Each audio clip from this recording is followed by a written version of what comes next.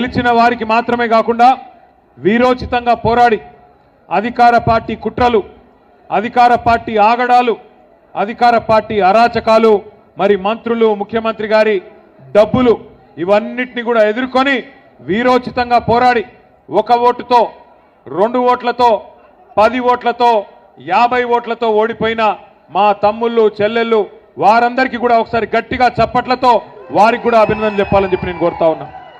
గెలిచిన వారికి మాత్రమే కాకుండా గెలిపించిన మీ అందరికీ మా వేదిక నుండి గట్టిగా చప్పట్లతో అభినందనలు చెప్పాలని చెప్పి కూడా నేను కోరుతా ఉన్నా.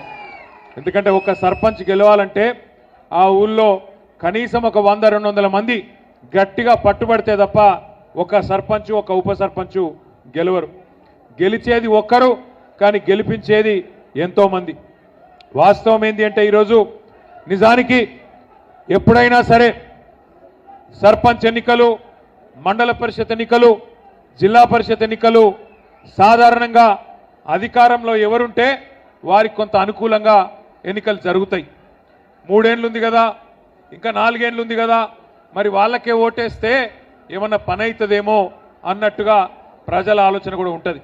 కానీ అలా తెలంగాణలో దానికి భిన్నంగా పరిస్తున్నది. మీరు గమనిస్తే ఇంతకుముందు సోదరులు శంకర్ నాయక్ గారు, కవితమ్మ చెప్పినట్టు ఒక మాట స్పష్టం.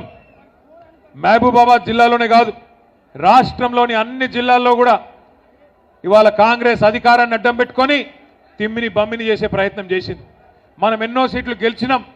గెలిచిన వాటిల్లో కూడా 1 ఓటుతో, 10 ఓట్లతో తక్కువ ఫరకున్న కాడ ముందు ఒక తీరుగా డిక్లేర్ చేసి ఆ తర్వాత మళ్ళా మార్చి కాంగ్రెస్ మద్దతుదారులు గెలిచినట్టుగా వాళ్ళు ప్రకటించుకున్నారు. అట్లా 1-2 కాదు, మొత్తం తెలంగాణ లెక్క తీసుకుంటే దగ్గర 1000-1500 గ్రామాలు మొత్తం తెలంగాణలో ఉన్నాయి. ఆ లెక్కన ఇవాళ కాంగ్రెస్ సర్పంచ్ ఎన్నికలు పెడితే దగ్గర 45% ఇవాళ సర్పంచ్ ఎన్నికల్లో బీఆర్ఎస్ గెలిచింది అంటే ప్రజల్లో మార్పు వచ్చింది అనేది అర్థమవుతా ఉన్నది. తమ్ముడు జర మధ్యలో కూర్చోండమ్మా, జర ఇక్కడ కూర్చోండి. మీరు కూర్చుంటారు, వెనక కనబడతలేదు, కూర్చోండి. జర కూర్చుంటే వెనక కనబడుతుంది. తమ్ముడు కూర్చోండి ప్లీజ్. అట్లాగే ఇవాళ రాష్ట్ర వ్యాప్తంగా ప్రజల్లో మార్పు అనే ఆలోచన మొదలైంది. 2 ఏళ్ళు నిండింది ఇప్పటికి కేవలం కాంగ్రెస్ పార్టీ ప్రభుత్వం వచ్చి, కానీ 2 ఏళ్లలోనే ప్రజల్లో తిరుగుబాటు ప్రారంభమైంది. రైతు బంధు కేసీఆర్ గారు ఉన్నప్పుడు బ్రహ్మాండంగా 1 సారి కాదు, 2 సార్లు కాదు, 11 సార్లు మీరు దండం పెట్టే అవసరం లేకుండా, దరఖాస్తు పెట్టే అవసరం లేకుండా 73,000 కోట్ల రూపాయలు 70 లక్షల రైతుల ఖాతాల్లో నాటేసే టైం వచ్చిందంటే ఫోన్లన్నీ టింగు టింగు టింగ్ అంటుండే 70 లక్షల ఖాతాల్లో 73,000 కోట్లు పడ్డాయి. ఈరోజు ఉన్నదా పరిస్థితి?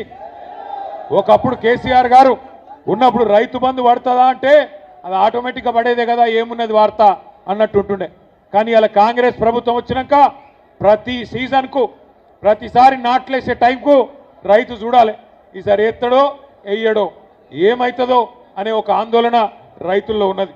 1 సారి కాదు, 2 సార్లు రైతు బంధు కొట్టిండి. 2 ఏళ్లలోనే 2 సార్లు రైతు బంధు కొట్టిన దొంగ రేవంత్ రెడ్డి.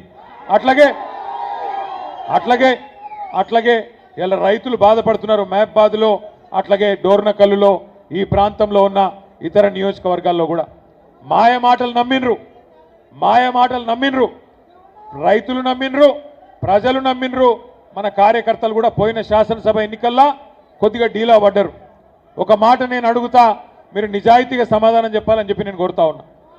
ఇక్కడికి వచ్చిన మా మహబాద్ డోర్నకల్ నియోజకవర్గ అన్నదమ్ముల ఆడబిడ్డలను నేను ఒక మాట అడుగుతున్నా, నిజాయితీగా సమాధానం చెప్పండి.